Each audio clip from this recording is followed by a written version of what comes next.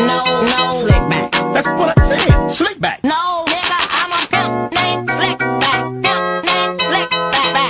Pimp named Slick back. Nigga, are you deaf? I'm a pimp named Slick. Assalamualaikum warahmatullahi wabarakatuh. Perkenalkan, nama saya Melinda Suci Ramadhani dari kelas Manajemen 23B. Di sini saya akan menjelaskan tentang keseimbangan pasar. Apa itu keseimbangan pasar? Keseimbangan pasar terjadi ketika jumlah permintaan dan penawaran suatu produk atau jasa pada harga tertentu mencapai kesetaraan. Dalam kondisi ini, harga yang diminta oleh konsumen dan harga yang ditawarkan oleh produsen terbilang sama dan membuat harga produsen cenderung stabil. Hal ini juga dikenal sebagai kesetimbangan harga atau equilibrium. Secara prinsip, harga keseimbangan merupakan titik temu di mana penjual dan pembeli sepakat untuk bertransaksi jual beli. Ini terjadi dalam hubungan di antara keduanya yang menciptakan suatu pasar. Oleh karenanya, harga keseimbangan sering juga disebut harga pasar. Harga keseimbangan terbentuk ketika harga permintaan dan harga penawaran saling bertemu. Titik ini juga mengidentifikasikan bahwa jumlah barang yang diminta sama dengan jumlah barang yang ditawarkan. Keseimbangan pasar terjadi ketika jumlah barang yang ditawarkan sama dengan jumlah barang yang diminta dan harga penawaran sejajar dengan harga permintaan. Contoh konkret dari keseimbangan pasar adalah sebagai berikut. Misalkan ada sebuah toko A yang memproduksi sebanyak 1000 baju dengan harga per potongnya sebesar 150.000. Sayangnya, dalam proses penjualan tersebut, tidak ada yang tertarik untuk membeli baju tersebut. Oleh karena itu, toko A memutuskan untuk menurunkan harga menjadi 100.000 per potong. Setelah penurunan harga, ternyata ada sebanyak 250 baju yang terjual. Artinya, masih ada sisa 750 potong baju lagi yang belum terjual. Melihat kondisi ini, toko A pun menyimpulkan bahwa harga jualnya belum menyamai harga permintaannya.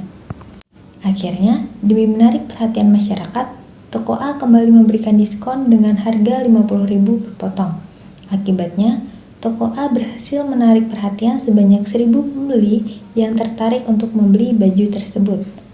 Pada saat harga barang diturunkan menjadi 50.000, terjadi keselarasan antara jumlah barang yang ditawarkan dan jumlah barang yang dibeli oleh konsumen, yaitu 1000 baju. Oleh karena itu, dapat disimpulkan bahwa harga keseimbangan pada kasus tersebut adalah 50.000. Ada beberapa faktor yang mempengaruhi keseimbangan pasar, diantaranya yaitu yang pertama, permintaan konsumen. Jumlah barang atau jasa yang dibeli oleh konsumen pada suatu waktu berpengaruh terhadap keseimbangan pasar. Jika permintaan meningkat, maka harga dan kuantitas penjual akan naik. Sebaliknya, jika permintaan menurun, maka harga dan kuantitas penjual akan turun pula. Yang kedua, penawaran produsen. Jumlah barang atau jasa yang diproduksi oleh produsen juga mempengaruhi keseimbangan pasar. Jika produsen meningkatkan produksi, maka harga akan turun dan kuantitas penjualan akan meningkat. Namun, jika produsen mengurangi produksi, maka harga akan naik dan kuantitas penjualan akan turun. Yang ketiga, harga produk atau jasa. Harga yang ditetapkan oleh produsen dapat mempengaruhi permintaan konsumen dan penawaran produsen. Jika harga naik, maka permintaan konsumen akan turun. Sebaliknya, jika harga turun, maka permintaan konsumen akan naik. Yang keempat, biaya produksi. Biaya produksi juga mempengaruhi keseimbangan pasar. Jika biaya produksi naik, produsen akan menaikkan harga barang atau jasa mereka. Sebaliknya, jika biaya produksi turun, maka produsen akan menurunkan harga barang atau jasa mereka. Dan yang terakhir, kondisi ekonomi.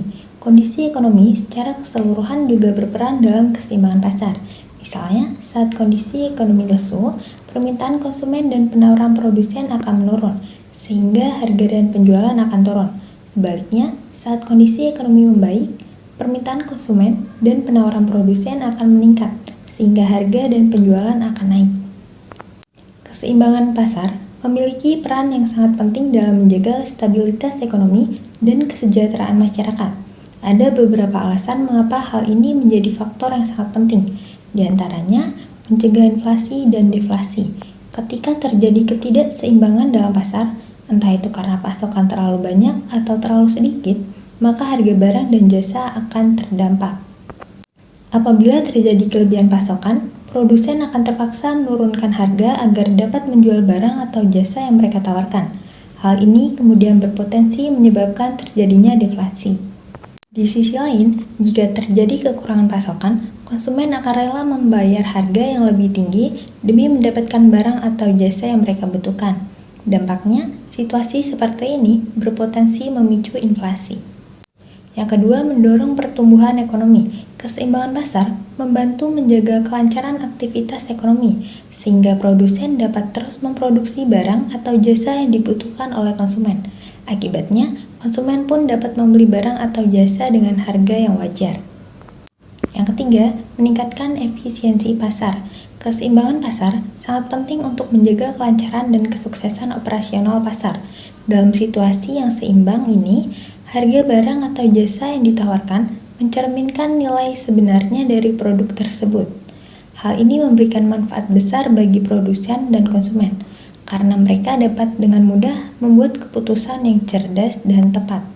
Dengan adanya keseimbangan ini, pasar dapat beroperasi secara efisien dan efektif, memastikan bahwa kebutuhan dan keinginan pelanggan terpenuhi dengan baik. Yang terakhir, mengurangi ketidakpastian pasar. Keseimbangan pasar dapat mengurangi ketidakpastian dalam pasar karena harga barang atau jasa cenderung stabil dan tidak berfluktuasi secara tiba-tiba. Hal ini memungkinkan produsen dan konsumen untuk merencanakan bisnis mereka dengan lebih baik dan mengurangi risiko kerugian yang tidak diinginkan. Sekian penjelasan dari saya. Wassalamualaikum warahmatullahi wabarakatuh.